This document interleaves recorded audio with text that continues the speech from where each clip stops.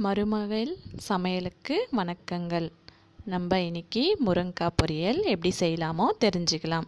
அதுக்கு வேண்டிய பதார்த்தங்கள்: கடலைப்பருப்பு, ஜீரகம், கருவேப்பிலை, பூண்டு, கடுகு, மிளகாய் பொடி, வேர்க்கடலை பொடி. அதை வேர்க்கடலையை நல்லா வறுத்துக்கிட்டு மிக்சியில் அரைச்சிக்கணும். அரைச்சிட்டு பக்கத்தில் வச்சுட்டு முருங்கைக்காவை சின்ன சின்னதாக கட் பண்ணிக்கணும். கட் பண்ண பிறகு ஸ்டவ் ஆன் பண்ணிவிட்டு ஒரு பவுலில் தண்ணி ஊற்றி முருங்கைக்காவை போட்டுட்டு சால்ட் போட்டுக்கணும். சால்ட் போட்ட பிறகு மூடி வச்சுட்டு நல்ல ஒரு 7 நிமிஷம் பாயில்டு ஆகணும்.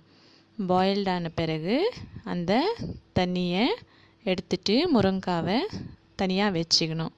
வச்சின பிறகு ஒரு பவுல் எடுத்துக்கிட்டு பானை எடுத்துக்கிட்டு ஸ்டவ் மேலே வச்சுட்டு அந்த பானில் 2 டேபிள் ஸ்பூன் ஆயில் போட்டுக்கணும்.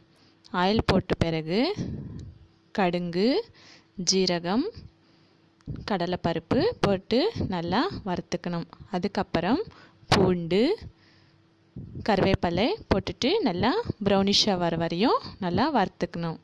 வறுத்தின பிறகு முருங்கைக்காவை அதில் போட்டுக்கணும். போட்ட பிறகு நல்லா ஃப்ரை பண்ணணும். ஃப்ரை பண்ணிகிட்டே இருக்கணும்.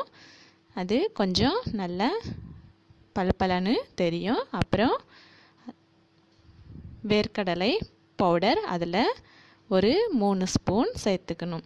சேர்த்துன பிறகு நல்லா கலக்கிட்டு அப்புறம் மிளகாத்தூள் ஒரு 2 ஸ்பூன் போட்டுக்கணும். போட்ட பிறகு நம்ம முன்னாடியே சால்ட்டு முருங்கைக்காவில் போட்டுட்டோம். வேணும்னா அதில் கொஞ்சம் சேர்த்துக்கலாம், இல்லைன்னா போதும். நல்லா ஃப்ரை பண்ணிகிட்டே இருக்கணும். ஒரு 2 நிமிஷம் ஆன பிறகு ஸ்டவ் ஆஃப் பண்ணிவிட்டு சர்விங் பவுலில் சர்வ் பண்ணிட்டா முருங்கைக்காய் பொரியல் ரெடி.